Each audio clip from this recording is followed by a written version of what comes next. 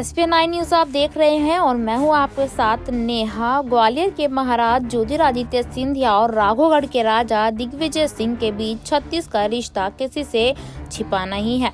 दोनों परिवारों के बीच दुश्मनी ज्योतिरादित्य के पिता माधवराव सिंधिया के जमाने से ही चली आ रही है। ज्योतिरादित्य सिंधिया के कांग्रेस छोड़ने के पीछे भी कहीं न कहीं दिग्विजय सिंह को जिम्मेदार बताया जाता है। दशकों से चली आ रही दुश्मनी के बीच विरले ही ऐसे मौके सामने आए जब दोनों ने एक दूसरे की तारीफ की हो।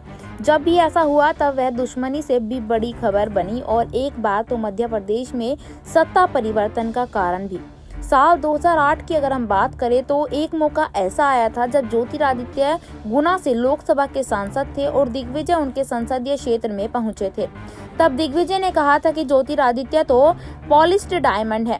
दिग्गी ने खुद को नागिनों की पहचान करने वाला सुगढ़ जौहरी भी बताया था। ये वो दौर था जब दिग्विजय और सिंधिया के बीच रिश्ते मधुर थे। 2001 की अगर बात करें तो पिता माधवराव सिंधिया की अचानक मृत्यु के बाद ज्योतिरादित्य ने राजनीति में कदम रखा ही था। तब दिग्विजय ने महाराज का खुला समर्थन कर उनके लिए राजनीतिक चुनौतियां कम कर दी थी। पार्टी फोरम पर औपचारिक हाय हेलो या मंच साझा करने की मजबूरियों से आए अवसरों को छोड़ दें तो दोनों के बीच दोस्ती मौके कम नहीं आए। 2018 में MP में हुए विधानसभा चुनाव से पहले इसकी झलक देखने को मिली थी। चुनाव प्रचार के दौरान सिंधिया और दिग्विजय के साथ कमलनाथ ने भी ऐसे कई मौकों पर दोस्ती का खुला प्रदर्शन किया।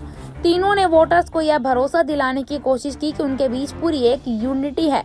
सिंधिया और दिग्विजय के बीच यह दोस्ती अब राज्य की सत्ता में बीजेपी को बेदखल करने में सफल रही थी।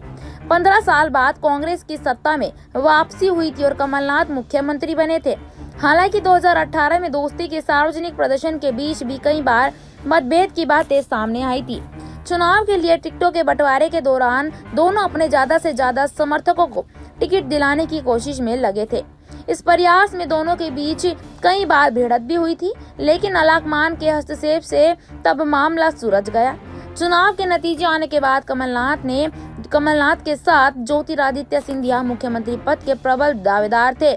कमलनाथ प्रदेश अध्यक्ष थे, सिंधिया चुनाव अभियान समिति के अध्यक्ष, लेकिन चुनाव प्रचार के दौरान सिंधिया ही बीजेपी के निशाने पर ज्यादा रहे थे।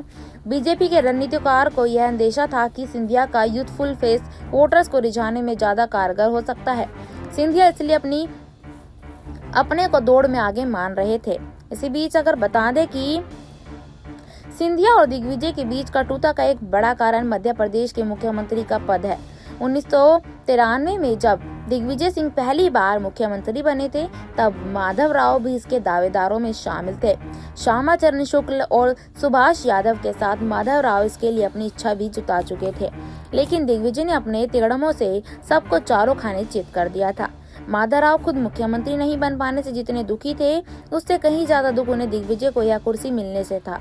इसका कारण यह था कि रियासत काल में राघोगढ़ ग्वालियर रियासत के अधीन था।